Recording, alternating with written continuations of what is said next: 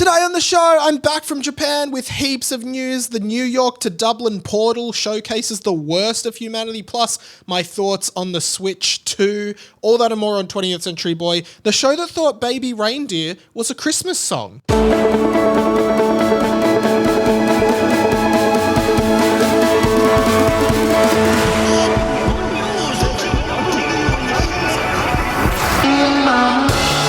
Welcome to 20th Century Boy. My name is Melbourne Mike, and this is the inside of my mind. Welcome to the show.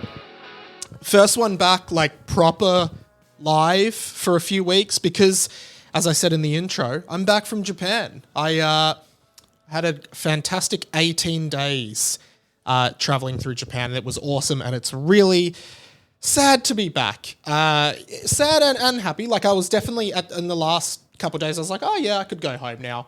But it's always sad to leave an overseas trip and a holiday. It was great to have some time away again. I mean, I've been pretty lucky. I've gone on 2 overseas holidays in the last 12 months, I guess. Like, I was in Europe last year, Japan. I also was in the Gold Coast. I'm living a happy life, which is very lucky. But really, yeah, I'm fumbling a bit because I'm just trying to remember how to do a podcast because I haven't done one in 3 weeks. But it's really good to be back. I had a great time in Japan, and I should start off by saying I'm trying to think of how I want to make content about the Japan holiday. I think there's going to be a few different things I'm going to do, right? We're going to do a world tour series, me and Claire. We did one with our Europe trip. We're going to do one with our Japan trip. So there'll just be little updates and like little maybe 30-minute podcasts detailing our trip, funny stories, funny things that happened. That'll be good. And then I also want to do a video because a few people messaged me with just asking for advice on traveling to Japan. Also, I'm going to do a video / podcast on traveling to Japan tips. I've been 4 times now. That was my 4th trip there over the last sort of 10 years or so. And I feel like I know a lot about, you know, what you should do, what you shouldn't do, what's good, what you need, all of that. So I'm going to make a little mini pod just by myself that's like, yeah, best things to do in Japan. And I'm also going to do a review of Universal Studios Osaka, which I think is the best theme park in the world, and that's going to be separate to all of that. I'm going to do a bunch of content about the trip, right? If I can do it. You know, this podcast, and I've been doing a lot of thinking about the pod when I was away for multiple reasons, but, you know, there's always an ep of 20th Century Boy every Thursday, and then there's bonus content on the feed all the time. I should also thank producer Pat. We did a bunch of Pat and Mike episodes on the main feed every Friday for a couple months, which was awesome. It was great to have those. For the time being, we're going to put them back on Patreon. So, can I implore you now that I am back? If you want to hear Pat and Mike, if you heard it on the feed and enjoyed it, you want to keep hearing it, patreon.com/Radio Mike. Just sign up. It's the best way to support the show. It always, like, it does really, really help fund the show. You know, this show is completely independently produced. Everything I do is completely independently produced. You know, I would like to get sponsors. I would like to get, you know, people like helping fund this show, but it's kind of hard. So you guys, the listeners, if you like the show and you like my content, any of my content, whether you like just 20th Century Boy, whether you really enjoyed Pat and Mike, whether you like Harry Potter and the Boys, whether you like my YouTube stuff, signing up to my Patreon is just a great way to give a little bit of support. And if it's like $4 a month, you know, and you get an episode of TCB, a Pat and Mike, a couple YouTube videos a month, and if you just enjoy my content generally, you know, sign up. I feel like it's pretty good value. And if you've been listening for a while, thinking about signing up and wanting to support, you know, we also do the movie club at the end of every month. If you're enjoying that content, please sign up. I cannot implore you more. I would love for you guys to sign up. So there you go. There's my plug for the Patreon. A lot of thoughts. The first thing I did plug, because I did a bunch of pre-recorded episodes and I did plug on all of them that I was doing. You can head to my Instagram and check out my photos and stuff. Would have been completely empty because decided on the trip after a lot of thinking that I was going to delete Instagram and TikTok from my phone, and I wasn't going to access them while I was there. Made that decision for a few reasons. I talked a little bit about how I just was like, as it happens with me, went through a little bit of a like down period in terms of mental health, realized that like Instagram and TikTok in particular contribute to a lot of that, to a lot of my convoluted thinking. And I was like, oh, I don't know, like maybe I just experiment without them. And I did, and I was really happy without those platforms, particularly TikTok, which I feel like I waste a lot of time on. And it was really good. So I didn't post anything during the trip. I am back now posting photos from the trip. So go follow me at Radio Mike on Instagram to check out a bunch of photos of the cool stuff we did. But while I was there, didn't want to use Instagram. And as I said, yeah, it was really refreshing. Just didn't feel like I had to know what everyone was doing, had to see everyone's stories. And it's amazing that when Instagram's gone, you just like, you don't even think about it. I didn't miss it. Like I didn't miss checking stories. I didn't miss seeing people's photos and stuff, which makes me think that it's not even like an addiction that's hard to break. It's just that it's there, that I use it. Anyway, a lot of thinking about that because I thought a lot about as well, like this, and I talked about it on the pre-recorded eps a bit, I think, about the direction of content now, how it's all like short form, really try to hook you in within the first second. Everything goes for 30 seconds. Everything's just like quick cuts, and realizing like it's all disposable content that I don't even necessarily enjoy. What I enjoy more is the long form stuff, you know, talking about stuff that I like, not just try to chop stuff up. And for a while, I feel like with the pod and even with Harry Potter and the Boys, like I was more thinking about how I can adapt the stuff into short form than actually just talking about stuff that I wanted. And I feel like it jilted me a little bit. So I've just got a different thought now. I want to do more YouTube videos, like 8 to 10 minute videos. So subscribe to my YouTube channel. I might also put the audio of those videos that I do on this feed. I don't know. I'm still working it out. Always will be working it out. But yeah, not having social media really, really helped clear up a lot of my mental health stuff. So that's just maybe food for thought, something worth trying. I do definitely think I have a level of addiction to social media, and I don't want that. I want to, be a little bit more separated from it, and I'm always trying. I'm going to write a little bit more in my blog. I did take probably 4 weeks off that. I didn't write a blog. I was going to, but I'm going to write about it this week. So check my blog, radiomike.substack.com, and you can read. I'm basically like trying to curate a bunch of written stuff, just short, 3 to 5 minute reads. And it's all on my website as well, radiomike.com.au/blog. So go there, read some of my stuff. I'm going to write about going on a holiday without social media this week. So I'd love for you to read it and check it out. And again, if you like it, Patreon is there as well. Okay. I've got a ton of stuff to talk about. I'm feeling really energized and ready to just sort of jump straight back into it. And I thought, what's a good way I can sort of wrap up sort of a bunch of, I guess, mildly interesting things that happened when we last spoke. And then I remembered that we have this segment. 5 mildly interesting things that have happened since we last spoke. Japan edition. Yeah, this is a Japan edition of 5 mildly interesting things that happened since we last spoke. And 5 barely scratches the surface, right? And I had to talk about a bunch of these things because they're all mildly interesting, and I thought you guys might be interested in hearing them. These are all related to my Japan trip, but again, there will be more content expanding on some of this. So I guess we'll start off with number 1. Number 1 is, had my best flight of my life on the flight home from Tokyo to Melbourne, okay? Best flight of my life.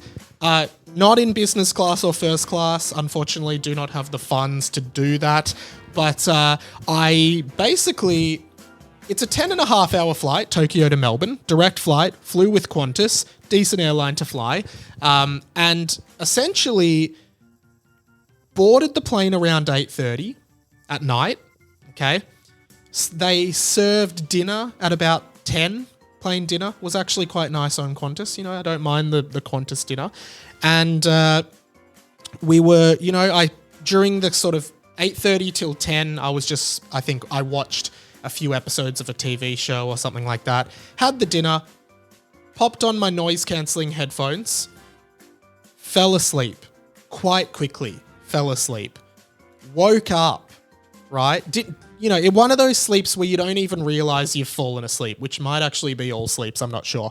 Woke up, looked at the thing, because if you've been on a long-haul flight, you know there's like a map and it shows you where you are on the planet and it says how long to go. Woke up, looked at the thing, hour and a half left on the flight. Managed to sleep from about 10 till 6 a.m., right? Managed to get a full night's sleep on economy on a plane, in economy on a plane. Woke up at 6. Literally, they served breakfast and I just sat there and chatted to Claire. 7:30, we were on the ground. Bam. Best flight of my life. Had a fantastic time.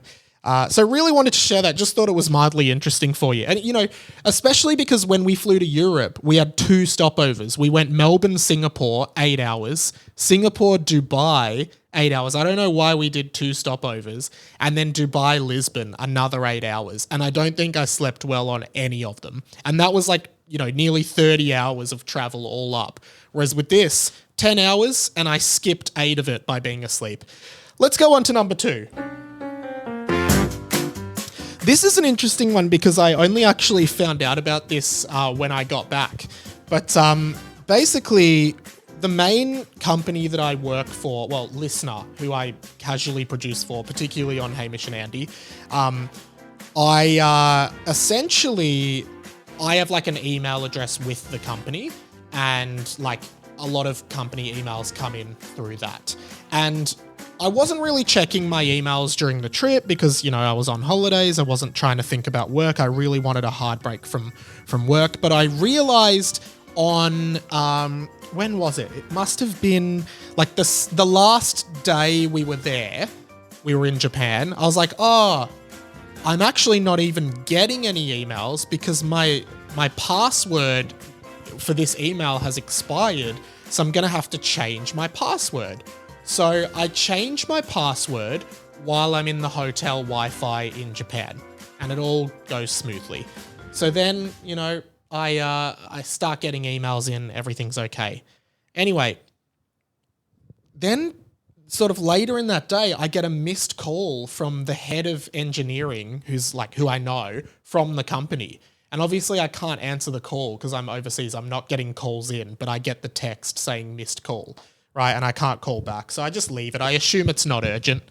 And then I fly back to Melbourne. And yesterday, at the time of recording, we recorded Hamish and Andy, and I saw this guy and he said, oh, you know, when you changed your password in Japan, you set off like a bunch of security like alarms at the company, and the head of like security at our company rang me and was like freaking out because it said you were trying to reset your password from Japan, and we thought it was like a hacker trying to hack into the company. And then he's like, I went on your Instagram, but I couldn't see any photos of you in Japan. So I was like, oh yeah, he's definitely being hacked. And then I said, oh no, because I deleted Instagram because I was having a mental health breakdown. So it's funny that the chain of events that I deleted my Instagram for my holiday led to them not being able to realize I was in Japan because there was really no evidence that I was in Japan. So when it said I was trying to change my password from Japan,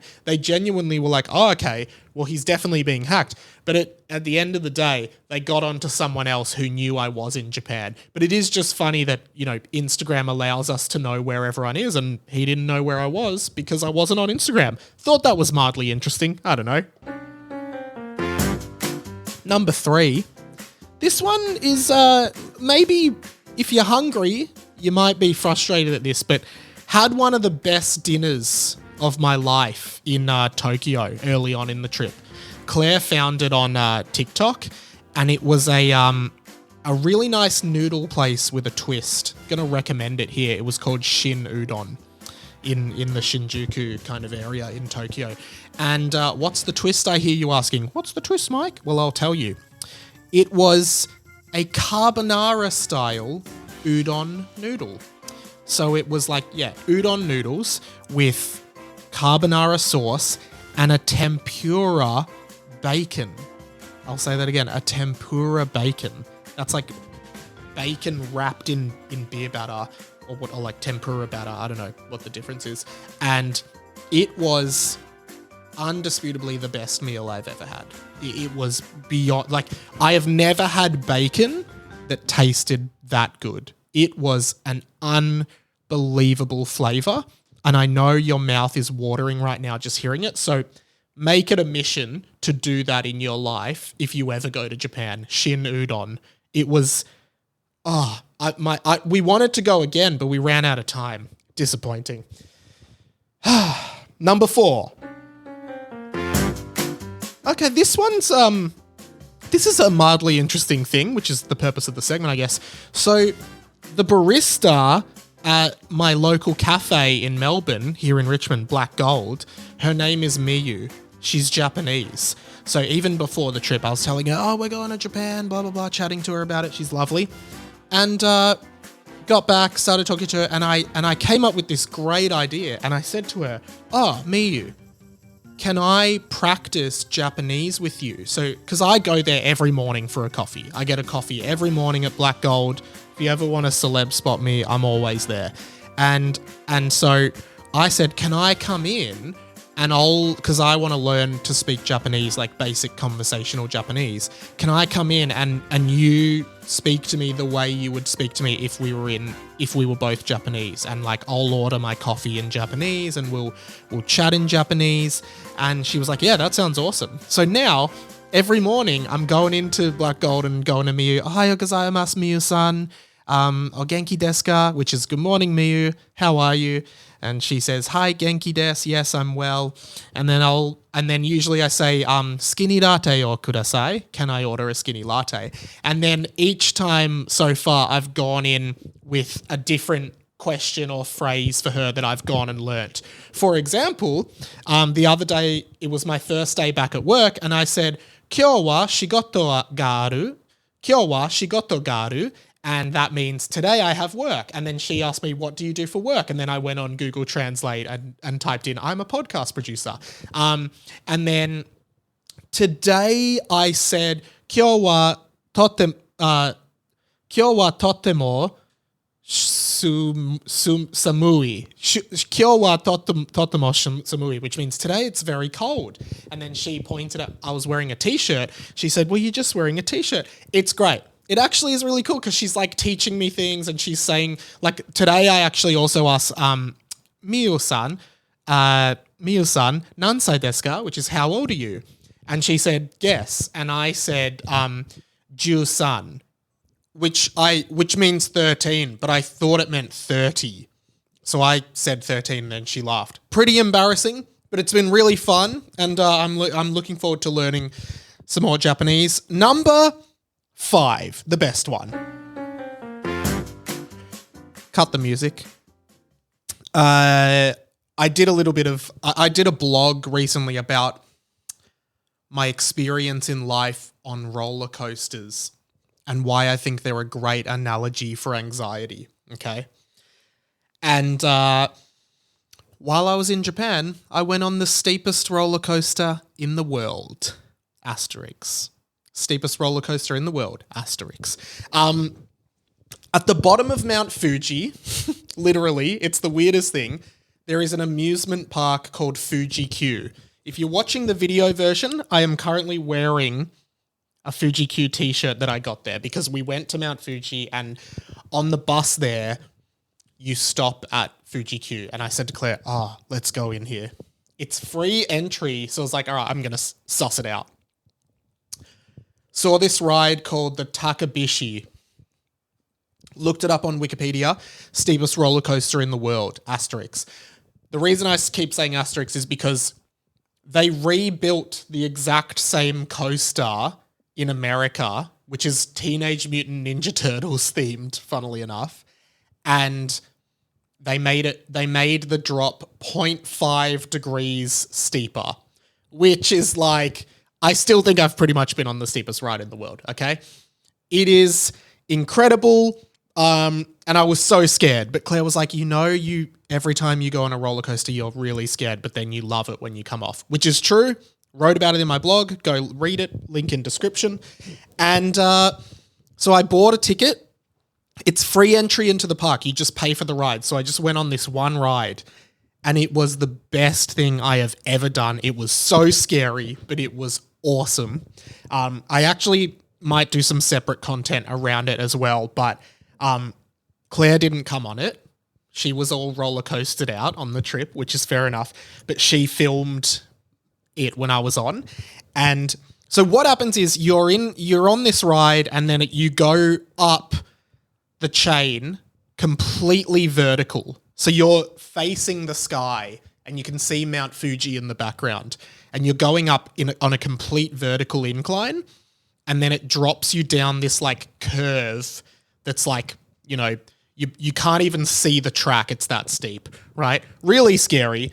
And Claire kind of filmed a lot of it. I'll put the video up on Instagram eventually, but I did want to cut the audio because you can hear me screaming pretty prominently. Here is some of the audio of me on the steepest roller coaster in the world.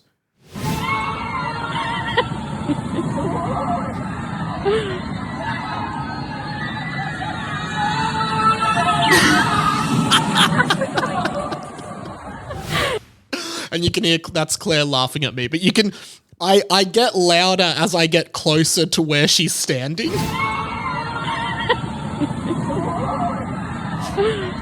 It like crescendos here.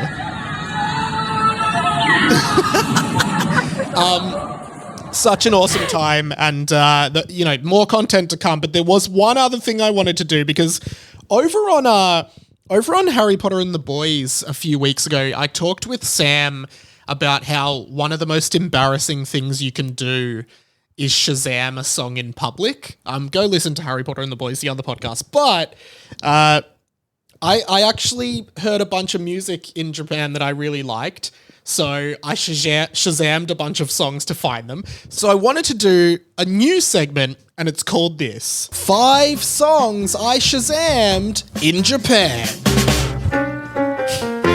So just 5 cool songs, and what we're working with here is probably 2 to 3 seconds, because I put this podcast up on YouTube, as some of you might know, and YouTube will copyright strike if you've got like more than 5 seconds. So I'm going to describe the song and the context where I heard it. And this is just to recommend some Japanese music I found that I thought was cool. And I'm going to play about 2 to 3 seconds. And then in the Spotify poll this week, there's a poll on every Spotify episode. I'm going to put what's the best song of these 5, do you reckon? And I'll do the results. So vote in the poll. Number 1, I was at this record store in Tokyo called Tower Records. It's really cool there. Go there if you're ever in Japan. And they, it's like the old music stores in Australia, where like they have the CDs and you put the headphones on and you can sample the music. Saw this really cool album cover. So I decided to look up the song. I decided to Shazam the song because I thought it was cool and I thought the album cover was cool. This song is called Star Runner, and it is by I think it's Pony Pony featuring Pikes. Don't know who they are, but here's a bit of Star Runner. That's all you get. Make a decision based on these snippets. Really enjoyed that. Next one I think I heard in Harajuku. It was just playing on the speakers on the street. Shazammed it. It's more of a hip-hop kind of vibe. And the song is called Stormy, and it's by Nissi featuring Sky High. So this is Stormy.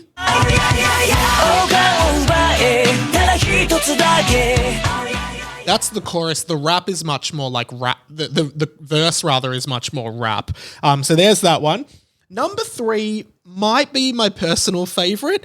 The song is, I think I heard it at a supermarket The song is called Level Up by Travis Japan, possibly not his real name. And the reason I liked it is because the lyrics are, there's a lot of video game analogies. It's a boy band, kind of, I got Five Sauce or even Jonas Brothers vibes, and it's all like, you gotta level up, you gotta get the cheat codes, I'm beating you.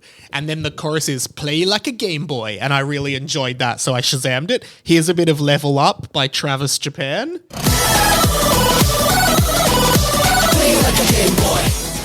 Has that like 8-bit kind of sound there as well. Really like that one. Number 4, this song is by a band called B Dash, B, letter B, hyphen dash.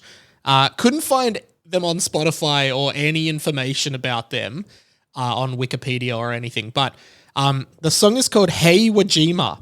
And I think when you hear this, you'll see, to me, this sounds very much like the Japanese kind of Green Day.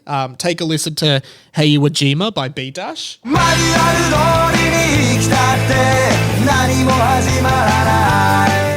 Like a bit of that, check out B Dash. And finally, this song's called Cobalt Blue by The Back Horn, who are apparently like a decently well-known punk band from the 90s. Heard this one in a clothing store in Tokyo, and this one is much more maybe like The Living End or The Offspring punk vibes. Take a listen.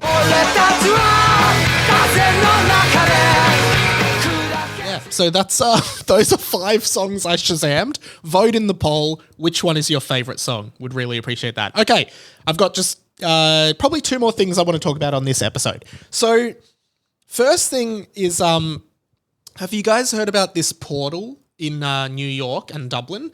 The New York to Dublin portal. So essentially what it is like this, in both New York and Dublin, they've put up like a circular kind of screen that I guess looks like a portal, like what Doctor Strange would make. And essentially it's just a 24-hour FaceTime kind of call. It's not FaceTime. It's a video of okay. Why is this so hard to explain?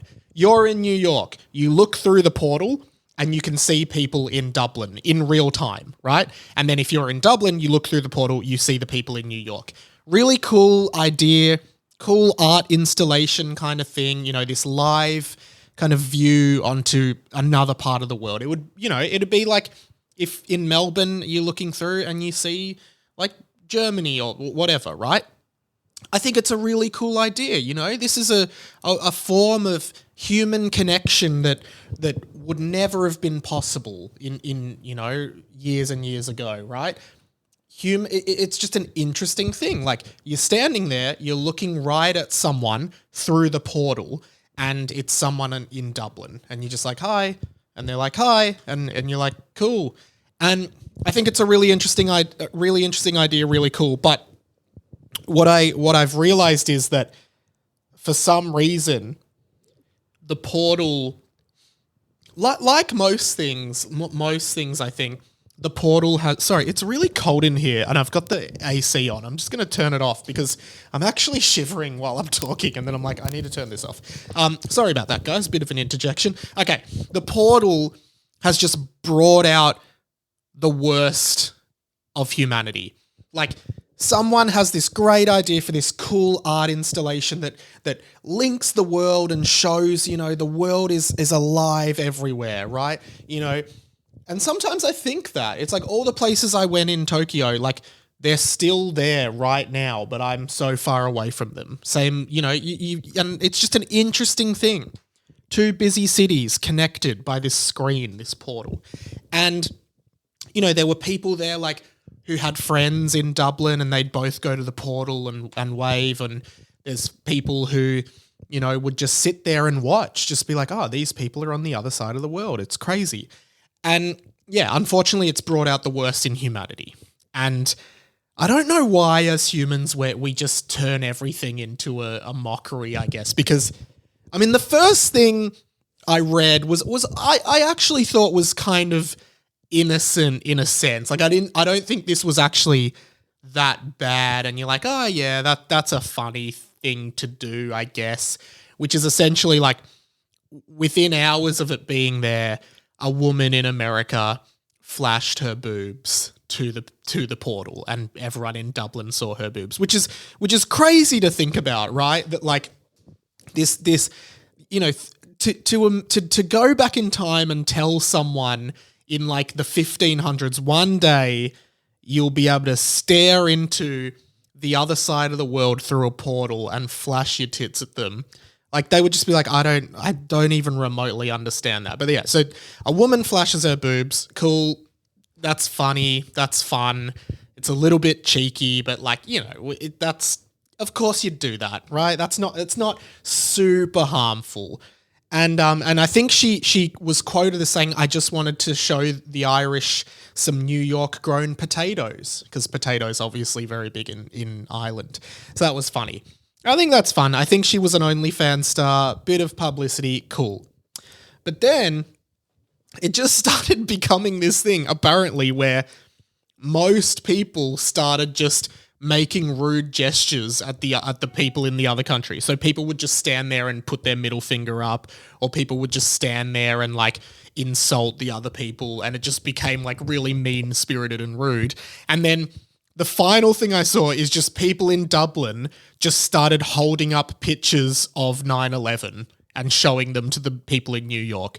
Just showed videos and pictures of 9/11 and just held them up to the screen, which is just like so insensitive and wrong on so many levels. It's just like, okay, we've got this connection. People are going to gaze into it and just, be amazed at the marvel of the world and the size of the world, how big it is, how grand the world is, how connected we can be. But instead people are like, I'm going to hold up a picture of like one of the worst terror attacks in the world and hold it up to people who grew up in that city and probably grew up through that terror attack. That's what I'm going to do with this. It just has brought out the worst in people. Like flashing your boobs is inappropriate, but I think it's fun. There's a bit of fun in that. People would be happy with that. But then you're holding and then putting your middle finger up. Okay, now you're just making a mockery of it. But then holding up the Twin Towers is like a deliberate, like what do you think how do you think they're gonna respond? I don't know. Just a very awesome idea, a very cool art installation, a very cool human thing that is again ruined by humans, the worst animals on the planet. And I don't know. And then sorry, the thing I didn't say is it got closed down within like 3 days of being open. They shut it off because it was just too inappropriate. It was just too offensive, and people were just misusing it so badly that like, all right, we just have to shut it down. That's where human society is now. We literally have an amazing idea, and then within 3 years, we can't do it. We just can't do it because we can't trust people to just respect it.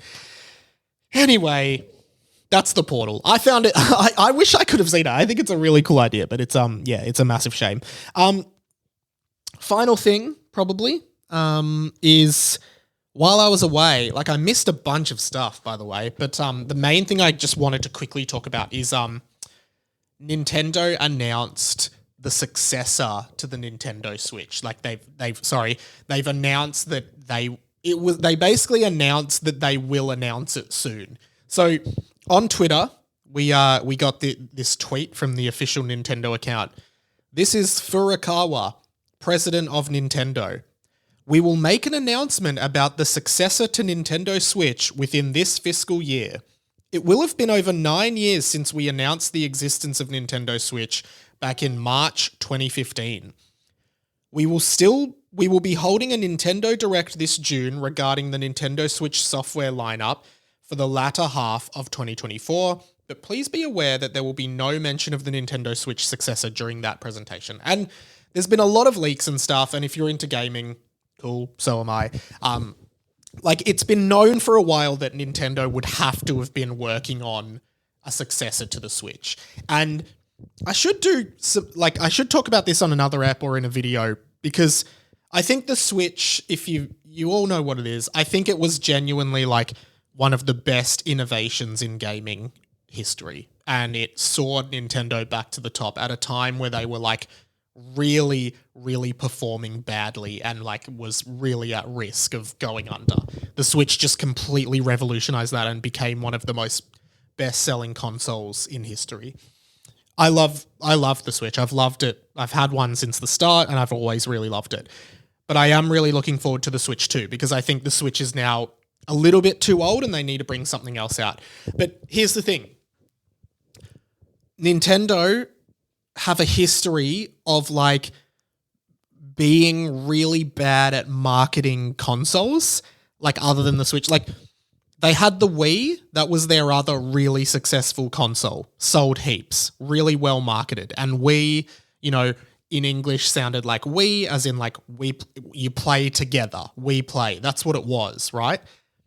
Then they put out their next console, which was called the Wii U.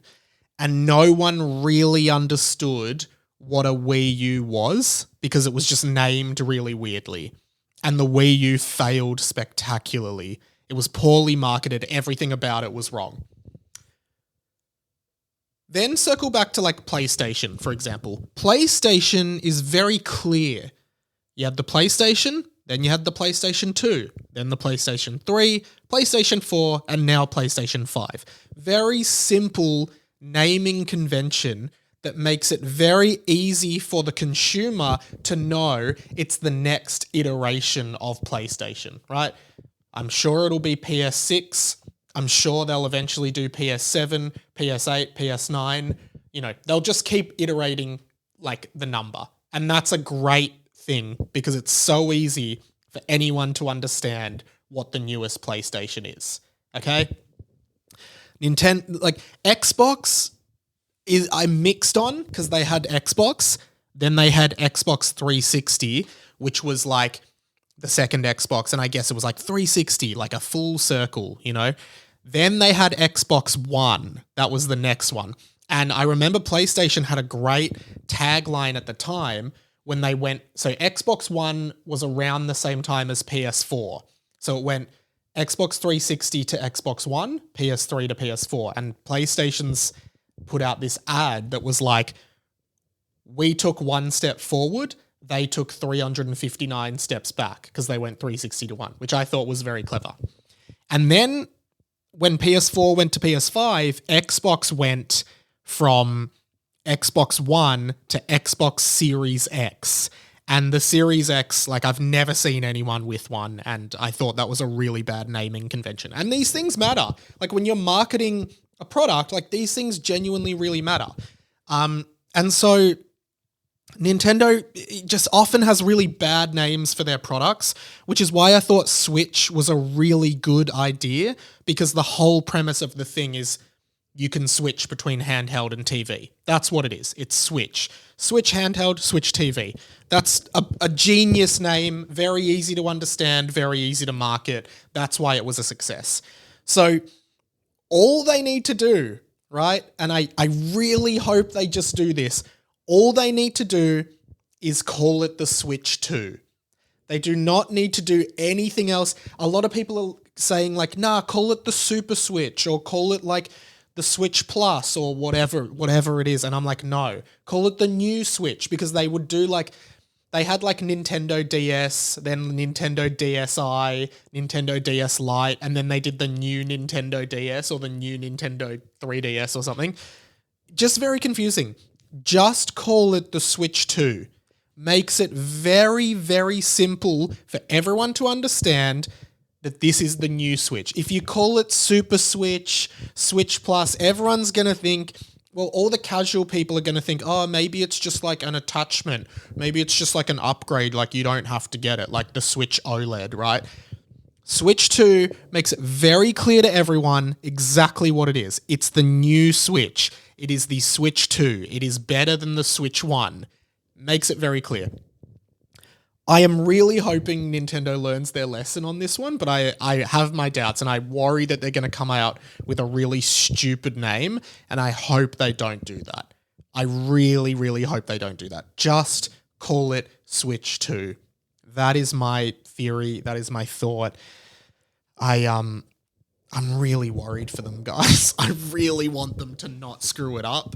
And as far as the Switch 2 goes, like I think they'll get it right as long as they name and market it properly as an upgrade, as a new Switch, as a new console. Wii to Wii U, people didn't get it. They didn't understand what was different about it. It failed. Switch to Switch 2, just do it. Nike, just do it. And that's my theory, okay? One more very quick thing before I wrap.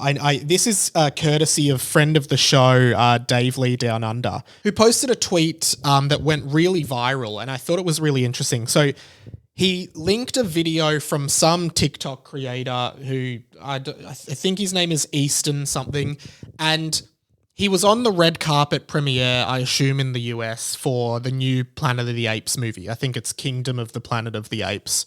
Always had an issue with those Planet of the Apes titles. The ones that were like Rise of the Planet of the Apes, Dawn of the Planet of the Apes. Too many of the, you know? Just call it Rise of the Apes, Dawn of the... Like, anyway, I'm nitpicking. But basically it was this TikTok creator who was on the red carpet interviewing one of the stars of the film, and he was doing like a prank of like, I'm going to just ask a question and then start mumbling and then see how they react. And like, this is what happened. Acting in this movie, it's a little bit different because you're not playing a human. Was there any part of, especially when you really say you notice that? Yeah. Sorry? Was there any part like where like during the filming, you really tell YouTuber? What? Just like filming, like was there any part where you like really like start like you get it? So he's got this opportunity to go and interview like celebrities on a red carpet for a big movie, and he's going, I'm going to turn it into a joke. And like, at first, because Dave Lee did this tweet and he's like, oh, this is the state. Essentially, it was like, this is where, it was a sarcastic tweet saying this is the state of film journalism now. It's just studios letting in popular TikTokers who are just there to make a stupid meme and a stupid thing. And at first I was like, oh, like I get, like I don't find it funny, but I get that it's funny. And at the same time, like any publicity for the film, I guess, is good. But then I kind of thought more about it, and it went hand in hand with what I think is the problem with content today, which is just, it's all these people who just want to do some shit idea, some shit thing, and they have this like, I don't know, like this public nuisance stuff I just don't think is funny anymore. Just like, oh, I'm gonna like, this is my prank, I'm gonna do it. Like, I think, and maybe it's because I'm like getting older, like I want like proper thought out content now. That's why I'm doing like I'm writing stuff. That's why I'm like trying to avoid falling into like the TikTok trap and the shorts trap and all of that stuff, and just wanting to make content that has opinion and is valuable, not just like stupid stuff that's like, this will go viral. Because I feel like everyone now is like, what can I do that will go viral? And then how can I do that 800 times to get heaps of followers? And yeah, I think it just, stuff like that kind of annoys me. And this is where I'm at. You're probably thinking, oh, Mike's like really grumpy old guy now. But like, I feel like I'm just over it. And I think a lot of people are too. Like I want to watch like stuff that people have thought out, not an endless feed of TikToks of dumb shit that has no discernible end point and no purpose, which is the problem with TikTok and the problem that TikTok created, and it sucks. But anyway, let's do this. Psst, the plug. Really good to be back. So I'm just going to plug, for Harry Potter and the Boys listeners, I underestimated how many episodes we needed to pre-record, so there was no ep this week. It will be back next week. Apologies for that if you were hanging out for that. Go and listen to that pod. It's been great the last few weeks, but it's always great. My blog, of course, as well. Please check out my blog. I love doing it, and I hope you enjoy reading it, and I'll link it everywhere. Instagram, Twitter, and the YouTube channel. There's going to be a bunch of content going up. I have heaps and heaps of content ideas that I'll hopefully get to, including, where are we at? Yeah, like, just lots of cool stuff, guys. I'm not going to read out the ideas, but just stuff on movies and pop culture and cool things I've noticed, go and watch some of my videos, and yeah, consider jumping on the Patreon as well, patreon.com/Radio Mike. Thank you so much for listening. I'm glad to be back doing this, and I will catch you next week. And yeah, my name's been Radio Mike. This has been The Inside of My Mind. See you later.